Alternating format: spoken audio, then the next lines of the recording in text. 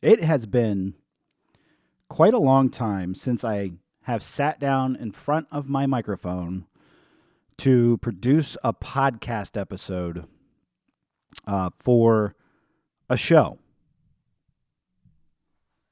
Been quite a while. In fact, my last time that I posted a podcast episode on any platform was dated June 6th, 2022. That's how long it has been. That is how long I have taken a very, very long hiatus from putting myself out there, putting my thoughts into a show, and formally organizing it and doing any kind of thing for it.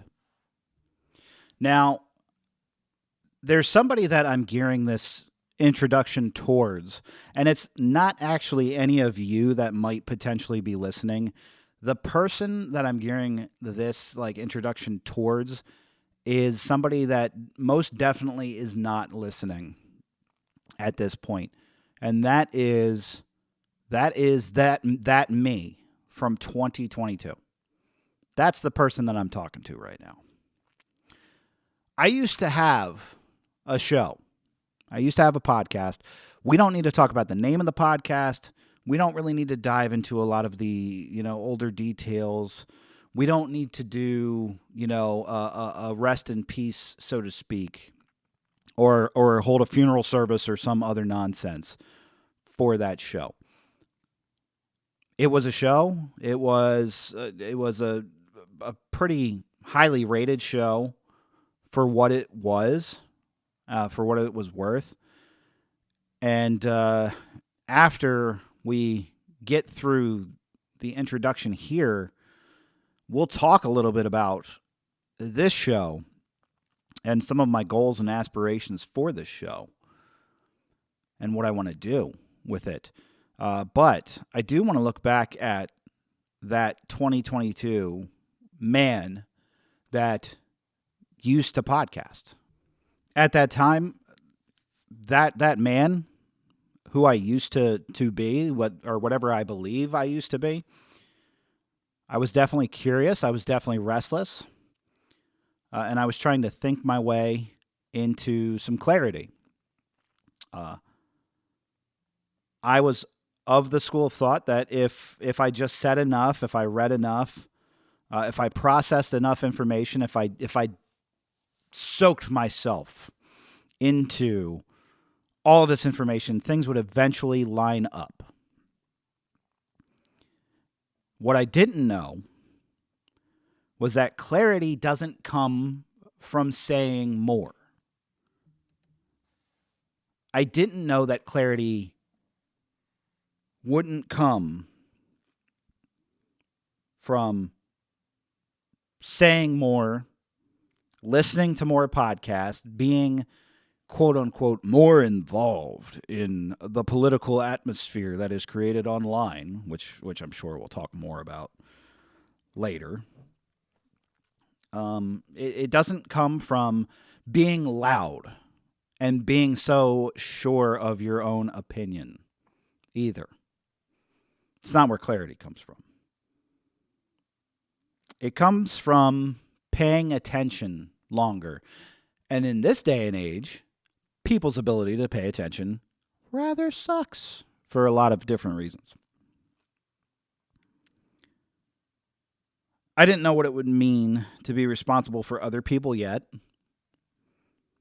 I didn't know how finite time would feel. I didn't know or realize that love requires presence and not just intention either. So the 2022 me, who sometimes that me and the past me, I am all too often strict and hard on, I want to tell that me, thank you. That podcast mattered. It was honest for who I was at that time. But what we're about to get into is what grows out of that lack of awareness and that lack of maturity.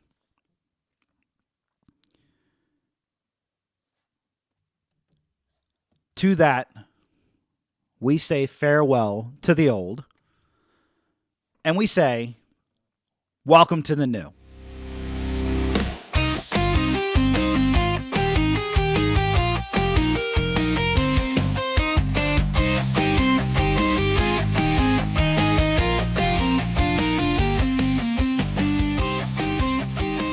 What's up?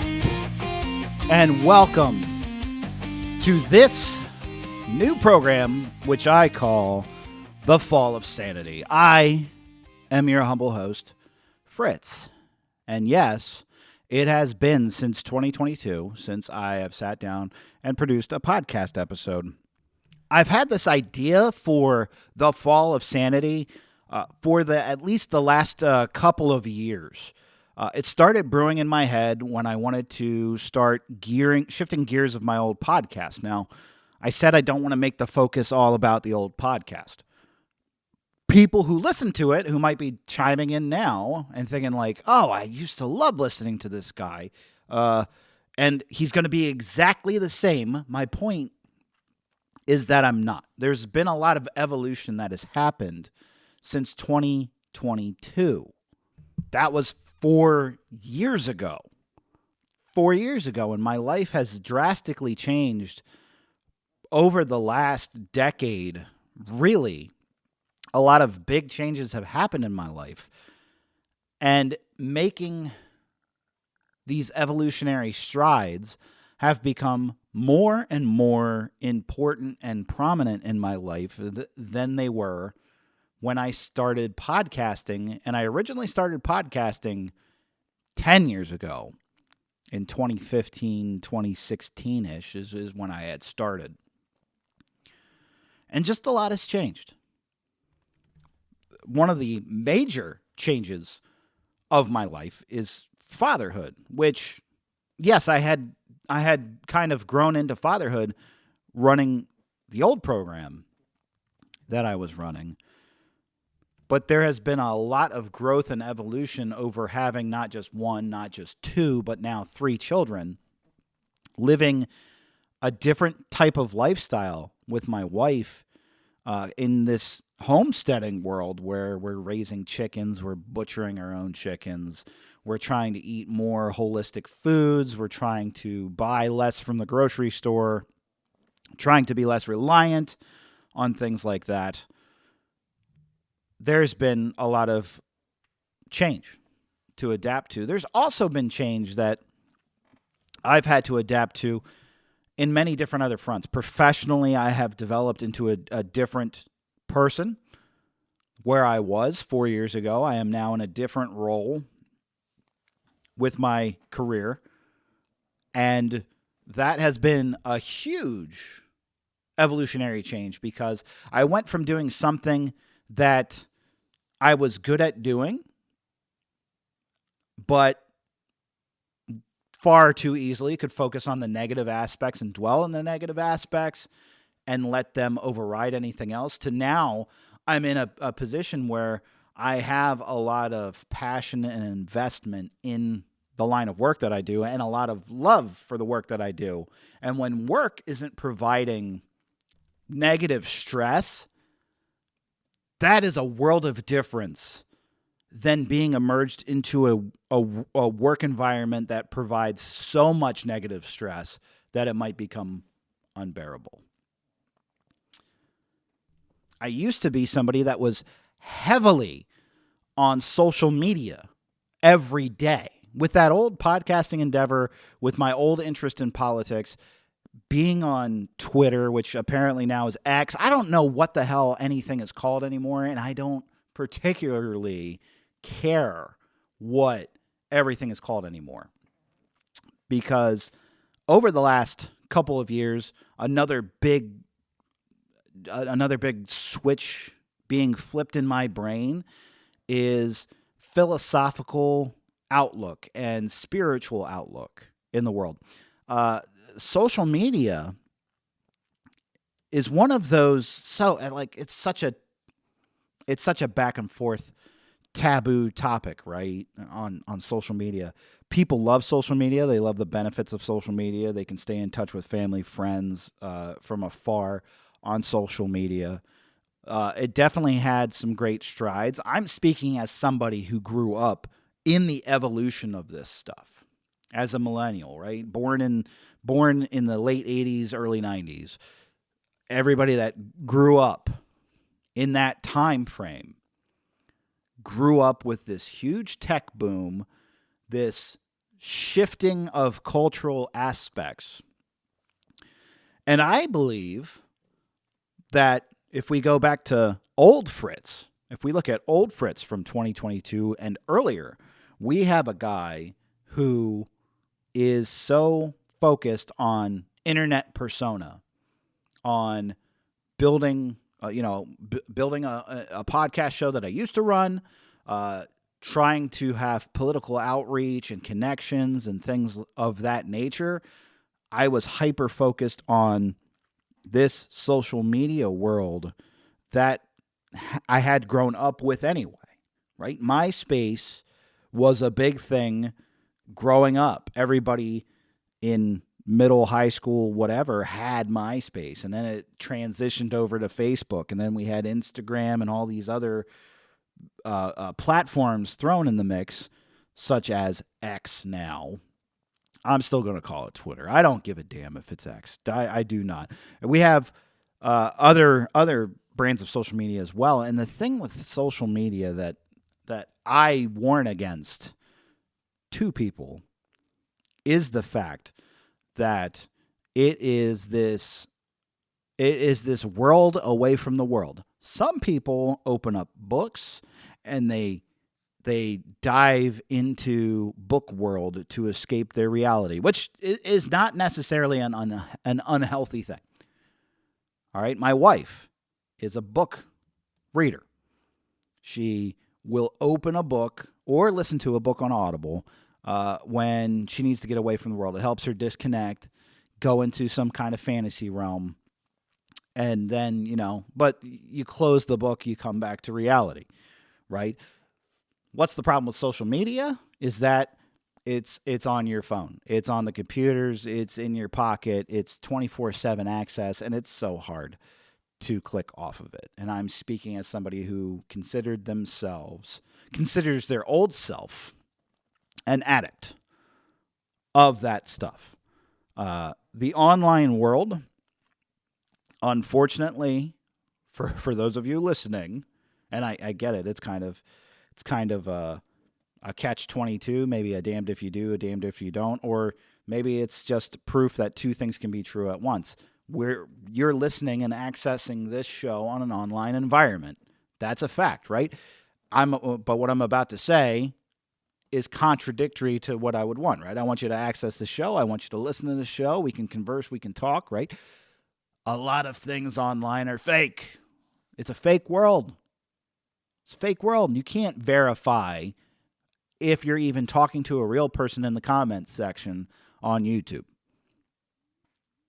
That's the kind of world that we're living in. And people are so invested. They're so drawn in to this. And a lot of it has to do with dopamine and the dopamine cycle and, how we've evolved as humans, how these things tap into, things that are hardwired in our brain. And it's hard to just unplug sometimes. I'm speaking as a guy that I haven't been on Twitter since probably 2020, if not a little bit earlier than that or whatever. I forget when I cut myself off from all of it. But it was the early 2020s. And I haven't been on since. I don't have a Facebook anymore. I don't have an X. I don't have an Instagram. I do go on YouTube. YouTube is a bit. I don't do TikTok or anything like that, but YouTube has shorts. Everybody that's uploading those things on TikTok are uploading them on YouTube Shorts. It's just another platform. Same concept. Even YouTube. Speaking as an addict, right? It's hard for me to get off YouTube because what's on YouTube? Everything. Shorts, documentaries, information, news uploads. Everything can just be on Twitter. there's a comment section in there, right? And there's people going at it in the comments section because it's very, very easy to go at things typing on a keyboard. But also, some of them people can be fake. Some of those people could be fake and propaganda. And it's amazing how emotionally invested somebody will get into spouting something on that platform, on, in a comment section, on a comment board. Hell, even doing a podcast. People can get so passionately ingrained in doing that and not realize that, hey, there's a real world around you. Like there is something disconnected from that virtual fantasy land that you're escaping to. One of the things I hated about social media is that it is literally a place where people can perfectly craft how they want their life to look. You don't have to be raw. You don't have to be real. I sincerely doubt that most people are doing that.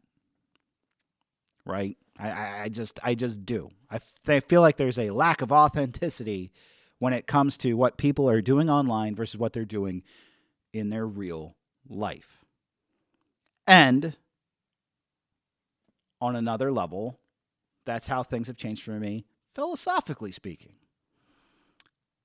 I used to be the guy who I don't know any other way to put this. I used to be very spiritually lost, a very spiritually lost individual. And it shouldn't be hard to figure out why when I lay it out. I was born and baptized into a Catholic family that in my youth converted to the Church of Jesus Christ of Latter-day Saints.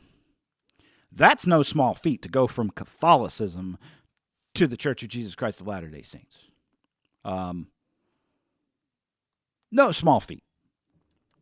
So my upbringing was in LDS, Mormon kind of upbringing because that's, I went to Mormon church on Sundays, which at the time that I was growing up is 3 hours. Apparently it was knocked down to like 2 hours recently. Where the hell was that when I was a kid? 'Cause 3 hours of church is nutty. Nutty as hell. Apparently it's 2 hours now. Lucky bastards. But I grew up with that upbringing. I grew up with that spiritual foundation building, or that as the building block of my spiritual foundation was the LDS Mormon upbringing. Even though it was a family that converted, even though I was not knowledgeable growing up as a child about other churches. I was not knowledgeable about differences in doctrine and differences in the doctrine and from our church to the church that the family was priorly invested in. The family was kind of, I'm going to say the word fractured. Don't take that negatively, but just fractured as in like not everybody was uniformly adopting the LDS Mormon church. So I had siblings that weren't involved in it. I had siblings that were involved in it. My mother was involved in it.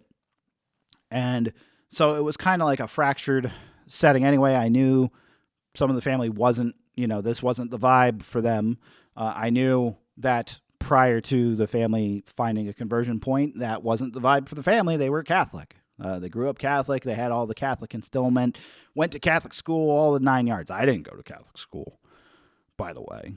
But notwithstanding, I had that upbringing. And then I had things happen in my life. I was 4 years old when my father died in 1993, which at that time I had little to no understanding what was going on. In fact, the big family takeaway highlight moment for my dad's funeral was that in my 3 or so years of life, experiencing my dad. He was a retired 20-year police veteran, retired military who served in the military, as well as bomb technician, as well as firearms expert. Had a lot. At home, my dad was sick and dying when I was a kid. My dad had two modes of dress. If he was at home, he was in boxer shorts, and that was it. Just boxer shorts. Apparently, if he had left the house, it was three-piece suit. But if he was at the house, boxer shorts. That's what the man would wear at home. He wouldn't wear a shirt. He wouldn't wear boxer shorts, right? So you have, picture this man in his early 60s. He's retired. He is sick. He has a cancer diagnosis, I believe, at that point. So he's at home. He's in the boxer shorts. I only ever see him in the boxer shorts. At the funeral, he's lying down in a coffin in a three-piece suit. That was mind-blowing to me. That was mind-blowing to me to such a degree that I blurted out, "Oh my God, Dad's lying down with clothes on." And that made my family laugh, made other people there uncomfortable and awkward, which is another MO for my family. We enjoy making other people feel uncomfortable and awkward at events.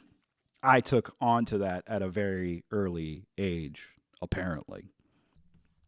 So that was my first brush or taste of death in my life, was losing my father and not really understanding anything that had happened. So I started there developing a very unhealthy relationship with, death. Mind you, I'm going to church every Sunday. What's the focus at church every Sunday? About how we have to do the right things the right way to get to heaven. Focus is strictly on the hereafter, not the here and now. It is always keeping your mind ahead about what is to come, not what is happening and going on in this moment. Right? So that's going on in my upbringing. Doesn't really, like the fact that I no longer have a father doesn't settle in my head because of how young I am. It's just not there. I've got two older brothers. Neither of them, and this is not like me criticizing them or anything, but neither of them are suited to step in or are willing to step into a father role. They're too young to do it. My oldest brother is 19 years older than I am, so he has just entered young adulthood at this point, right? My next oldest brother is 9 years older than me, so he's too young, and he just lost a father as well. So going on from there, a few short years later, when I'm 9, my sister, who's 12, Meg, gets diagnosed with cancer. Big life-shaking event. Things got chaotic at home. My sister's sick. I have a far better understanding at this point. Even though I'm only 9, I have a far better understanding of what's going on because mom's at the hospital. My sister's at the hospital. I have siblings that are thrust into parental roles in taking care of me, a 9-year-old, while they just now have had their first set of kids and they're very, very young. They're, 4 and younger at this point. Chaotic. I think I'm doing everything by the book in my head. I'm going back to what Sunday schools taught me over these few years. I think I'm doing things by the book in my head. But we still have my sister succumbed to cancer. So now I have lost the sibling that was closest to me. I'm a shy little boy at this point in my life. Don't have much social interaction. Don't have a lot of friends, but I do have my sister. So I am very close with my sister. And this has upended me. This has devastated me at that point. And for a long time after my sister died, this is where that lost spiritualism comes into play. I rocked out for the next several years of my life trying to, ride the curtails of other people's faith, trying to fake the funk while I'm trying to figure out like why in my mind I can't have this personal revelation of what I need to do, what I need to know. It's just not there. It's just not there.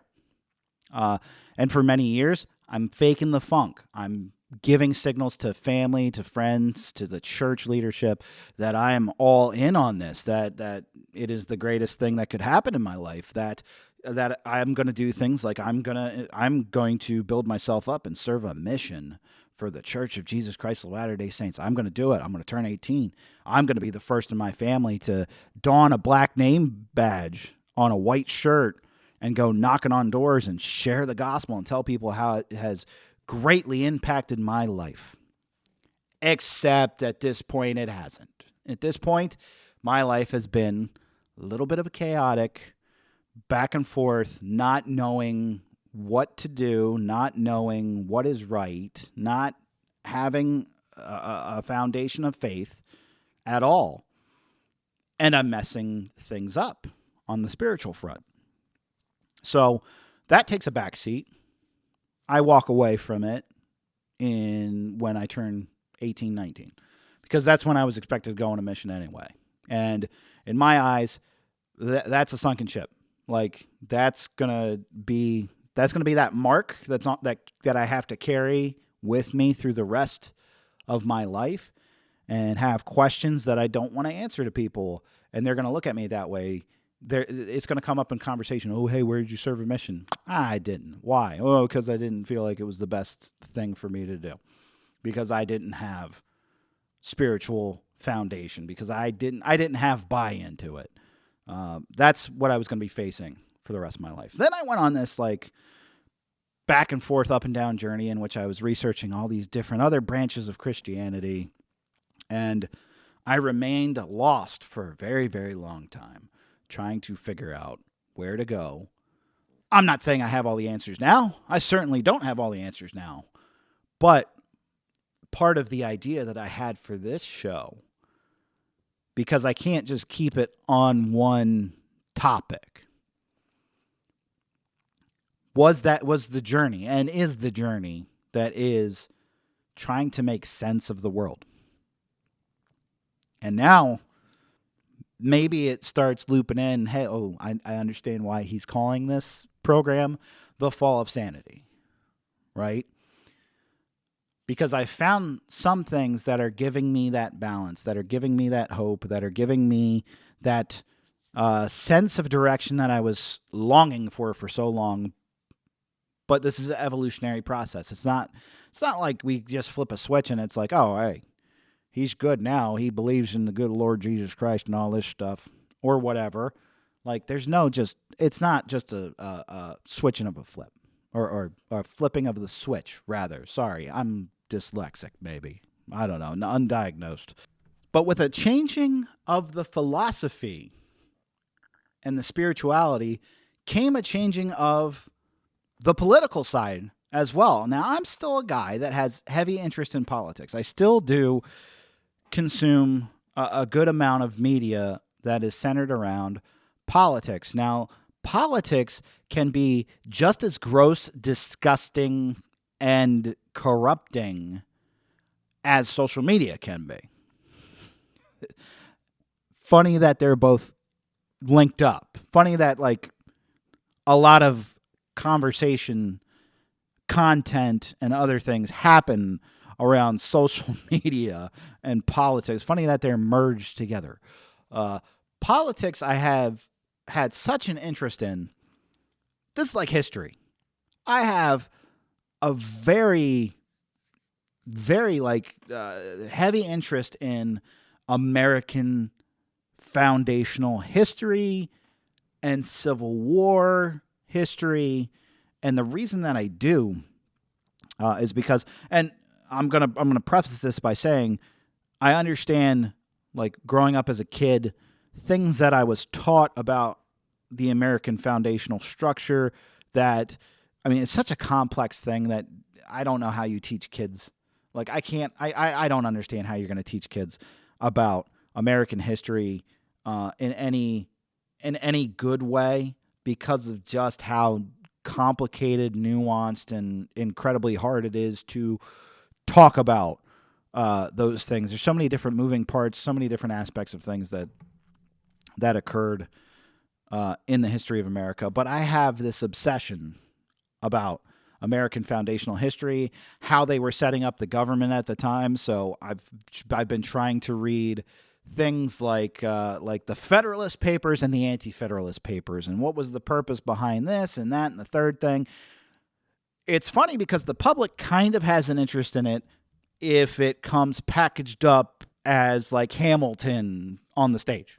Like, if it is going to be a Lin-Manuel Miranda rap thing that is presenting American history of Alexander Hamilton, for example, people go nuts over that stuff. They love watching like Hamilton, okay? And Hamilton, not knocking, people liking it. I like 1776, the musical, okay? I do. I love 1776, the musical. In fact, it is the premier musical standard for American historical musicals. If you ask me, that is my opinion. I'm going to tell you that. Maybe you see me as a snob or a purist for that. But that's just, when people talk about Hamilton, I'm like, yeah, Hamilton, woo, 1776, anybody? Yeah. Anyway, people love Hamilton. But here's the thing. Anything, 1776 does it, Hamilton does it, any media that you watch or consume about historical events takes creative liberties. It's not exactly what happened. It's not exactly portraying the things in the best or right light. It is not necessarily going to... it's not perfect. It's not perfect. Okay? It is not a perfect representation of things. But what I'm getting at is that people, like, the interest is there if it's spun the way that the people want to get it. So this is complete sidebar from what we're talking about. But this is why I started doing, if you followed like my old YouTube channel for my old podcast, it's semi-revived in a sense because I'm uploading YouTube shorts from stupid, dumb little prompts that I've put in. Sora. Sora is that generative AI video app that you might have seen. Like, you probably seen videos from it and you're like, holy shit, this is AI. This is insane. Something needs to be done about this stuff. Some people might hate me for using it. I use Sora to type in stupid little prompts about the American Civil War that are... I try to make them as historically accurate as possible, but I put a modern day spin on it to make it funny. Like, maybe it's juvenile. I talked about having so much maturity and having matured from my past self, right? For some reason, seeing stupid AI videos that I've generated of Civil War soldiers saying bullshit and other dumb stuff is hilarious to me. But I'm doing it with the purpose of people watch 15-second clip, people maybe have a chuckle, and then people go, huh, is that real? And then they Google it, and then they're like, oh shit, it's real. Like, that actually here's the details. So among some of the stupid ones that I've done, right, are... one of them I have, it's just a line of guys lined up outside of a courthouse in what is now present day West Virginia, but it's Virginia in the 1860s. And a guy walks by the line and he says to him, what are y'all standing in the line for? And they're like, we're voting on secession. And somebody's like, didn't we vote to secede from the Union? And they're like, yeah, but now we're voting to secede from Virginia to rejoin the Union. This is the history of how West Virginia fucking came to be. It started with Virginians in secessionist Virginia during the Civil War saying, this is bullshit. We didn't really want to leave the Union. Fuck what Virginia wants. And so they vote to secede from Virginia. Thus, they create West Virginia. And then I have another stupid video about them arguing about the different names that they were going to pick. And I researched it. I looked up. I said, okay, what happened? What were the names that they were proposing? Packaged it in a little video of them in a courthouse talking about how they have to come up with a new name for the state. And they're arguing about the name for the state. Like goofy little shit like that, right? I'm all for trying to teach people through humor, through modern day, skit stuff like that. If you're still mad at me for using Sora, I get it, but guess what? I have a handful of friends. I have no film equipment. I'm a father of 3. I don't have the time to make this idea in my head a full-fleshed movie, and Sora has allowed me to do it. All I have to do is be pretty descriptive in what I'm typing up in the damn app to get it. I also use Suno AI for music. I write a lot of different poetry and different, I used to say I wrote song lyrics, but I'm not musically inclined. I am not still musically inclined. I'm trying to be more musically inclined. I type in song lyrics to Suno AI all the time and have it squirt out stupid little songs that I've written that are comedy. Like a lot of them are comedy based. I've done some serious ones, but a lot of them are comedy based. Like I have a whole line of I have a whole line of songs. One was about like the best damn Christmas tree farmer, right? We just had the holidays. I have the best damn Christmas tree farmer, and he sings about how he's the best damn Christmas tree farmer. No other tree farms can compare to him. All the different tree types that he has, just because I have a stupid running gag joke with my friends about how I want to be a Christmas tree farmer someday. It's a long story. I'm not going to talk about it right now. Not going to talk about it here right now. That's beside the point. The point is history is nuanced. There's lots of nuance. A lot of people don't have the time or energy to get into the nuance. I'm trying to get into the nuance. And that's also what I'm trying to do on the political front as well. So for those people who are sitting there from my old audience and they're wondering, hey, this guy's been talking about a lot of change. What is his change? Has he changed on libertarianism? Libertarianism was a big thing that I was active with politically. And here's the cold, hard truth. Fritz is not somebody that is labeling himself this way anymore. I am not a member of the Libertarian Party actively anymore. I haven't been since really quitting my podcast a little bit before that even. I got out of this funk of promoting libertarianism, especially the Libertarian Party,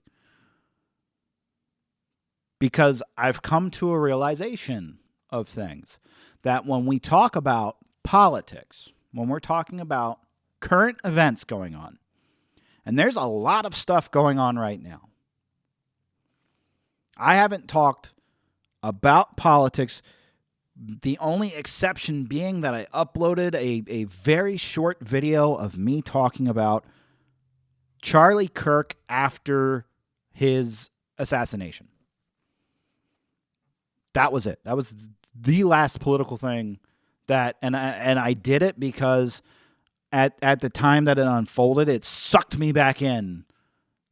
It almost brought 2022 Fritz out, except I'm not that guy anymore. And I did a lot of scaling back and looking at things differently than how I would have looked at it years ago. Years ago, I might have been a guy that would have immediately built a whole episode focusing on all of that and talking about all of that and not really having direction. Not really having focus, just joining a sea of voices making noise over it. And the thing is that we're not on any kind of slow down pace right now. Think about the numerous things that have happened just within the last week or so. We've had Donald Trump President Donald Trump, for the second time in American history as president, forcibly removing the Venezuelan president, Maduro, and bringing him on American soil and saying that we're running the country over there. We've had the recent ICE raids going on, which brought forth this video of Renee Good and the ICE officer that shot and killed her. We've had so much other stuff happen, and things are going to be happening more and more. And at times, I'm going to talk about them on this program. But I'm doing it different from past me. Past me thought I had to be on top of these things, talk about them immediately, have a hot take, be on top of it, be ahead of it. That's that world. That's that world that we're talking about. And some podcasters, some shows are still like that.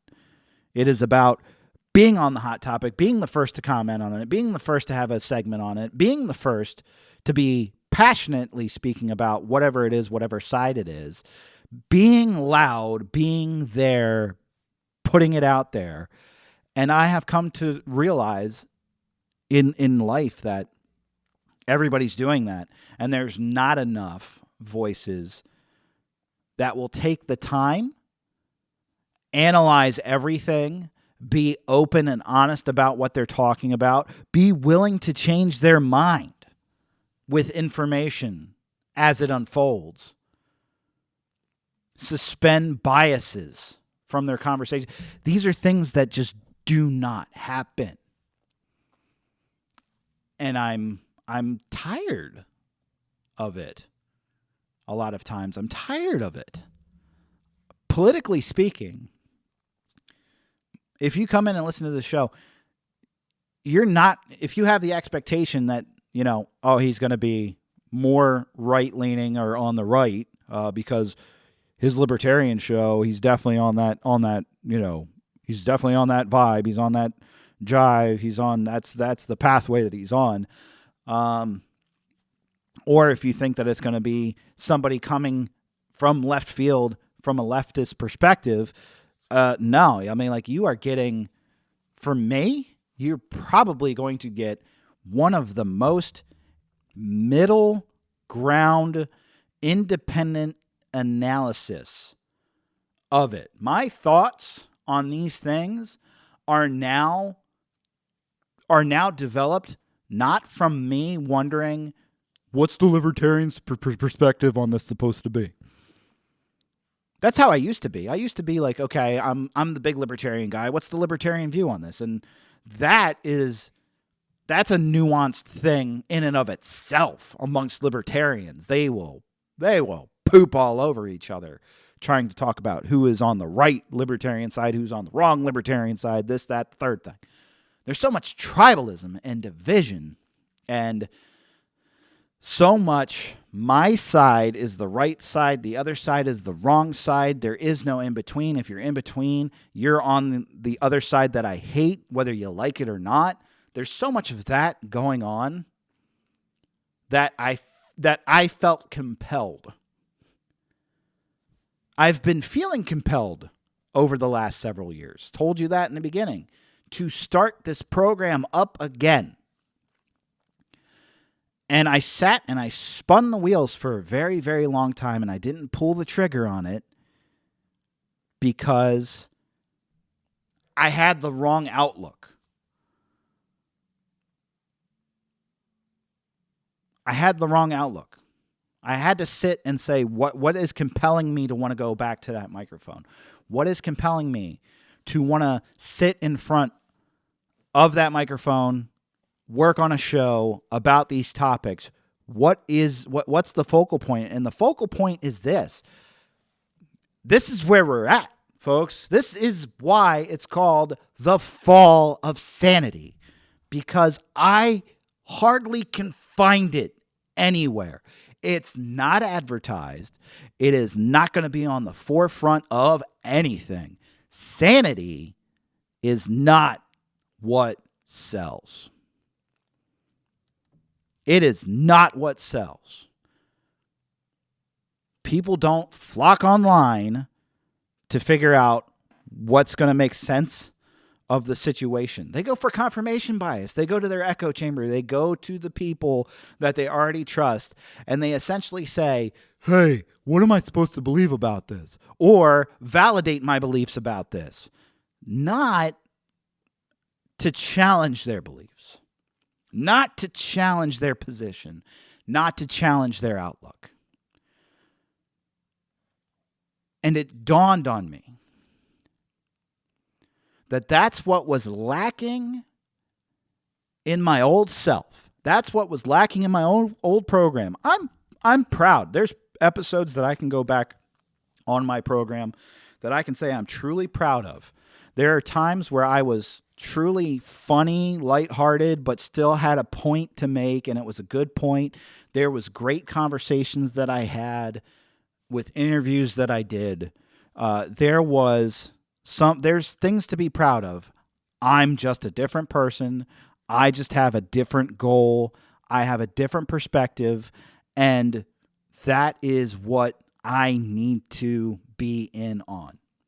It's not about me converting people to libertarianism now.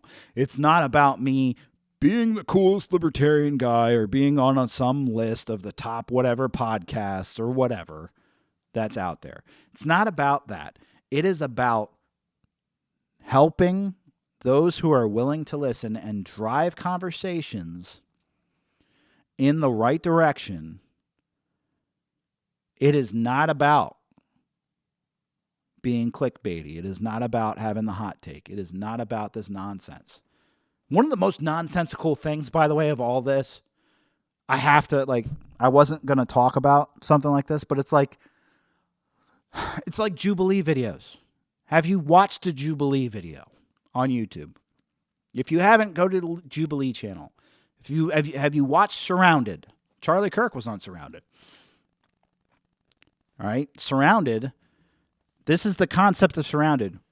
Surrounded takes one notable socially known icon of some sort. It's a well-known person, usually a controversial person. We're going to sit them at a desk in the middle of this very sketchy building where they have set up the studio. They sit at a table with a clock. The person sitting at the table then comes up with a premise, right? Something that they're going to quote unquote debate. And then they're surrounded by 20 people or 15 people. And this countdown clock counts down. And when the buzzer goes off, everybody gets up out of their seats and they dive to be the one sitting in the chair talking with the person one-on-one. And then we get a lot of clickbait, rage bait, nonsense stuff. And it goes nowhere. It goes nowhere because people don't actually debate things anymore. It's not about debating things in this world. And I hate it.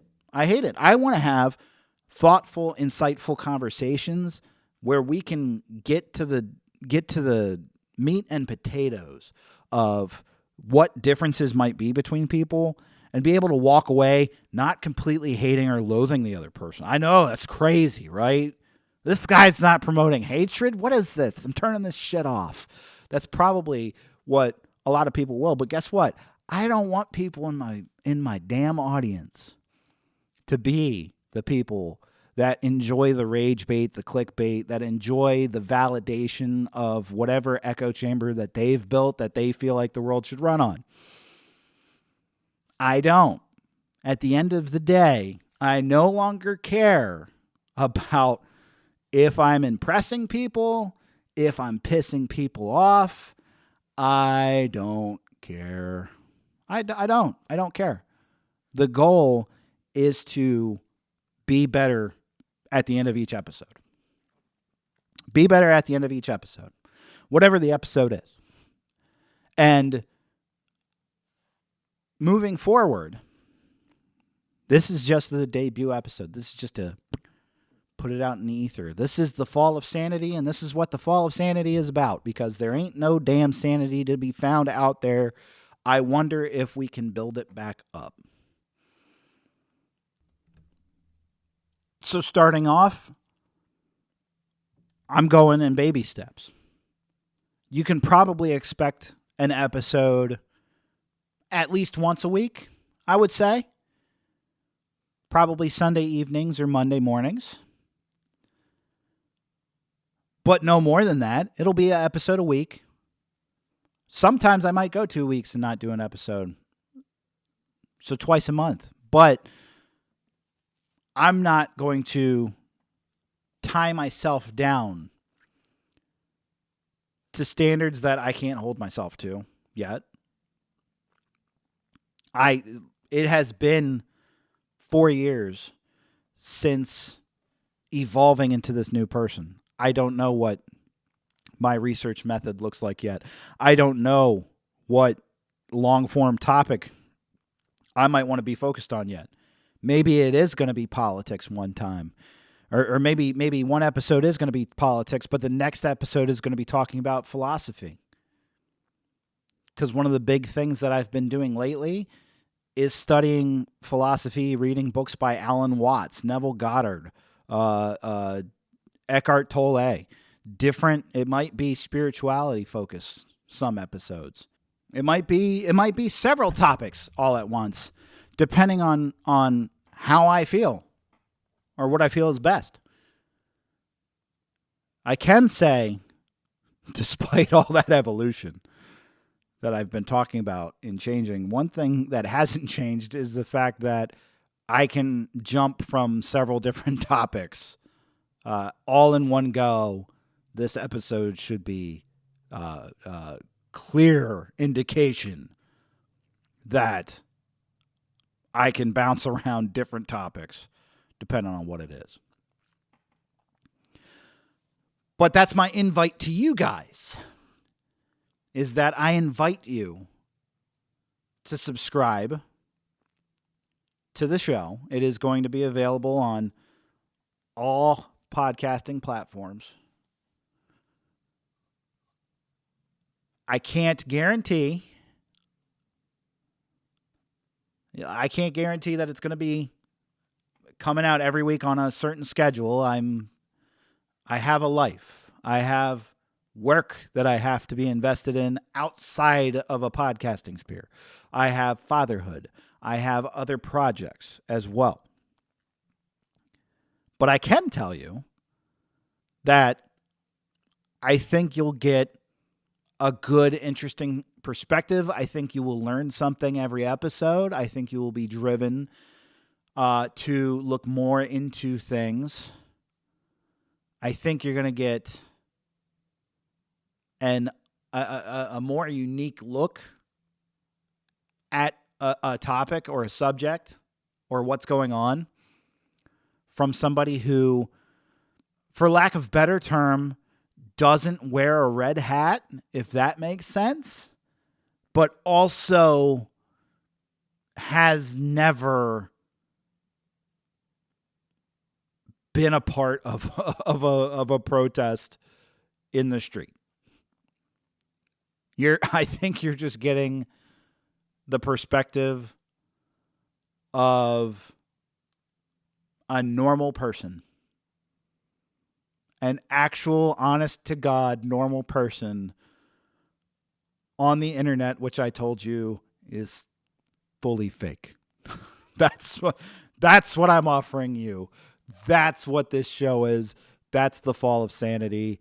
Please join along with me. And invite your friends, invite your family, spread it out. Don't follow me on social media because I don't have any of it. All right? If you do want to reach out to me, can't believe I'm doing this, but you can email my old podcast email, fritzcastpodcast@gmail.com, FRITZ. Until then, hopefully, I'll see you next week for the real first episode of the Fall of Sanity. Until then, take care.